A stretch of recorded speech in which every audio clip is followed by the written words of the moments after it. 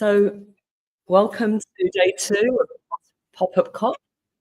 We have Adrian, me, and Alessandro Vitelli, who will be introducing from Belem. Thank you very much for joining, Alessandro. I know you've only just arrived, so we appreciate that a lot. So, first of all, I was going to introduce myself and talk a bit about my background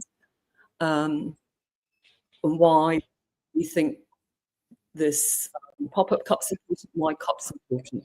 So I've been working on these issues since 1989. I was fortunate enough to work with Michael Grove. He was the first person globally to write about addressing climate issues by capping carbon and then using the markets to create more benefits for the climate by trading underneath the cap. We'll probably go into this more another day.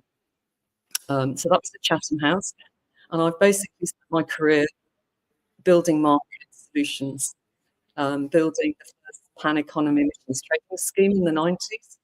That was the first emissions trading scheme in the UK, and then I moved to work for Cantor Fitzgerald in the 2000s. So that's me, I'm very committed to moving finance to help create sustainable change.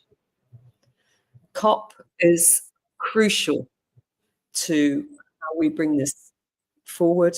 There's 197 countries, I believe, involved. And as we go through the fortnight, you'll get a flavour of how some of these negotiations progress, how difficult they can be, but also how impactful. Adrian. I'm Adrian River. I'm part of the Sustainable Finance team at London Stock Exchange Group, and I've been involved not quite as long as in particular, but certainly for 20 years now. And I agree with her, the COP process is a really important catalyst for action, both between governments and increasingly the private sector. And that's one of the reasons that we thought, when we came up with this idea of creating a pop-up COP, that it would be helpful for people to understand the process of what's taking place each day during the conference, and really sort of bring it closer to people, both within the sectors that we're working in finance, but also more broadly outside of that in education as well. Nicola, you're going to introduce Alessandro, who's our guest today, and will be a regular contributor during the course of the 2 weeks. Yes, we're very grateful to Alessandro, as we said, for joining us. Thank you, Alessandro. And we've known each other a long time. Alessandro is the key commentators and analysts in the space. He's working with IETA. I'll let Alessandro explain the acronym and who the members are, why COP's important to you and the members. And we'll just have a bit of a chat next few minutes. And thank you. Thank you. Right, IETA stands for the International Emissions Trading Association, and I work for them as a communications advisor, so I help handle the press, media liaison, and outward-looking communications. IETA exists to give business a voice in these negotiations and other ones. The idea is that IETA members believe that markets are the most efficient way to achieve environmental goal, such as the reduction in emissions sufficient to allow us to reach net zero by mid-century. IETA therefore advocates and promotes market-based mechanisms like the EU emissions trading system, the REGI market, the California cap and trade, a cap and invest market. These all around the world have been built by governments with the consultation and the assistance of the constituencies like IETA, not only us, but others as well. And we exist here at the COP to help countries develop an efficient global marketplace to allow us all to reach our NDCs. Every 5 years they improve. Every 5 years we have to ratchet up our ambition. The markets have to help that happen. Could you thank you, Alessandro? Just explain the acronym NDC. NDCs, nationally determined contributions. That is basically each country's emissions reducing pledge for a 5-year, 10-year period leading up to, in the current case, we're tabling our NDCs for the period to 2035. So this is forward-looking. It's basically helping to inform national policy around the world at different countries, but globally together, they should all contribute towards a big step forward towards reaching net zero mid-century. And this is something that's been agreed through the process, correct? Well, the Paris Agreement, signed in 2015, instituted these NDCs. It basically said every country shall provide a nationally determined contribution, which will be submitted to the UN process. So basically, everybody gets to inspect each other's NDCs. Clever people at think tanks and analysts add up what the NDCs all mean for global emissions, and they tell us, okay, you're on track, you're behind, you're falling behind, or whatever, you need to do more. And they rank each individual country's NDC as well. So it's a constant level of supervision, oversight, critique, and collaboration, you might call it. And hopefully during the fortnight, we'll speak to one of the analysts at LSEG who produced our Net Zero Atlas. We produce to Alessandra's book an annual report that looks at the aggregate effect of the NDCs and thinks about climate risk associated with what that total means. Alessandro, AITA produces a pre-COP report every year, and you produced the same thing this year. Can you give us a flavour of what is in that in terms of AITA's expectations and areas of focus for engagement during COP30? Sure. As I said before, AITA focuses on market mechanisms to achieve climate goals. So in the Paris Agreement from 2015, market mechanisms are encompassed in what's known as Article 6 of the Paris Agreement. And Article 6 sets up two different systems. One is country-to-country bilateral trading, and one is a global regulated marketplace for countries and companies to participate in, and that's regulated by a UN body. Now, it's taken us, count them, 10 years to get to the COP29 in Baku last year, when the final set of rules governing Article 6 were agreed. So we've moved from political negotiation into political implementation, and now we're going into operation. So what happens is all the big political decisions that would dictate and shape the form of Article 6 have been taken. Now we just got to make it work. We've got to operate it. So that's what happened the last 10 years. This is the first COP in which we haven't had big, heavy political decisions about markets to make. So the mood is a lot quieter, more determined. It's more about, let the rubber hit the road now. Let's see some emission reductions actually be generated through these mechanisms and retired by countries or sold to airlines or wherever they want to go. So now we're just practicing.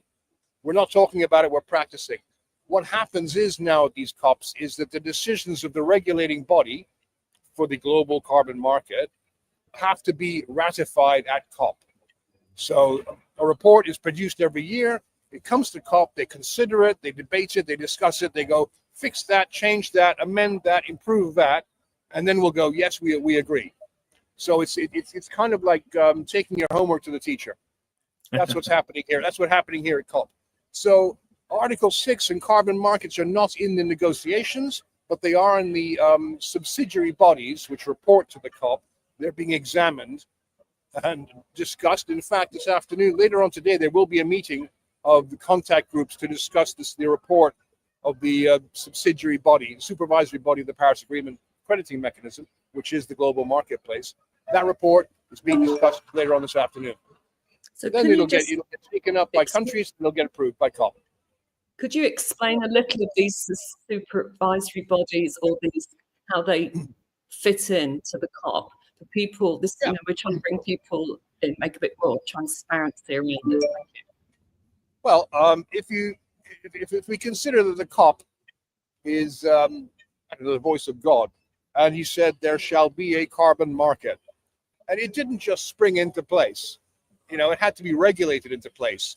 The countries built the regulations. They also said there shall be a supervisory body to operate the Paris Agreement crediting mechanism. So this supervisory body is made up of 20 or so individuals who meet, who then appoint advisors and expert panels to assist them in operating the Paris Agreement crediting mechanism. Those meetings happen all year long.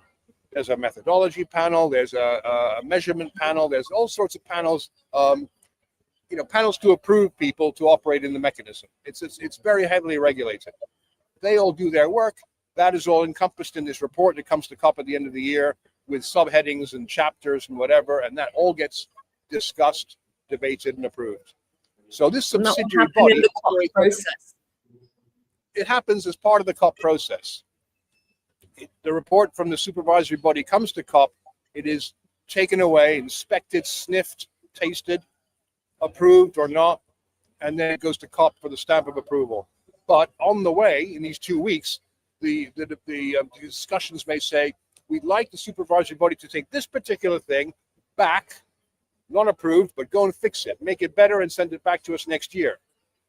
It's not quite see me after class. It's do this again and come back next year. So it's very much a gradual, deliberative, very much ticking boxes process. Wonderful. No, that's really helpful, insightful. We also said with this process, with this pop-up COP, we would get a feeling from what the vibe is on the ground. You're there, you arrived very recently. Give us a sense of just what it's like to be there in the blue zone and what the general sentiment is that you've seen so far. I'm always amazed at the fact that I'm walking around a hall where there are people from 190 something countries. It's just like you just reach out and hit somebody and you think, where are you from? And then they're from another country and whatever. You see national dresses. You see people from the Pacific Islands in their national dress. You've seen this. You see people walking around in robes from the Middle Eastern. It's wonderful. It's inspiring as a phenomenon, as an event. Then you think about what they're all trying to do, and we're all pulling in the same direction here. That's wonderful too. That's even more inspiring, that everyone is not just here from 190 something countries, but they're all pulling in the same direction. That is truly outstanding. I think this is something.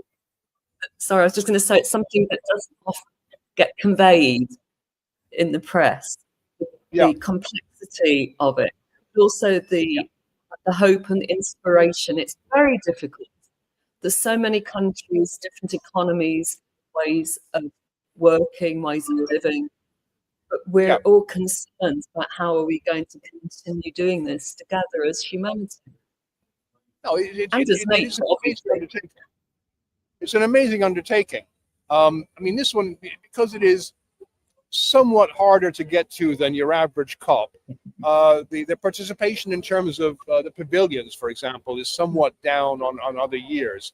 But I remember, 2 or 3 years ago, going around photographing the name of the country on all the pavilions I could see, and I was around about 90. And just this wonderful, Ghana, Gabon, Lesotho, Malawi, Singapore, in bright colors, and you think this is like the world's soup. Is being stirred here at COP. That's wonderful. That's really inspirational, and I think that the fact that we're all here, this is day 2. It's kind of day 1 really, but it's day 2. We're here. We're ready to work. We're engaged in the process, and we're out there looking to make contacts. Hi. Speaking of which, hello. Speaking of which. We need to wrap it up. You've really helped bring that to life. I think that was really helpful. Thank you. Oh, it's a pleasure. We wanted to tell anyone who's listening who's in London, today we're at the Urban Farmer Project on Shoe Lane. Tomorrow we're going to be here. Wednesday, DWF. Be nice to have names to be registered for that. It would help security there. Bring ID, please. But yes, this is a wonderful location. Urban Farmer Project. Come on down. Excellent. And we'll look forward to seeing you again tomorrow. Thank you. Thanks, Alessandro. Thank you, Alessandro. Thank you. Great day. Thank you.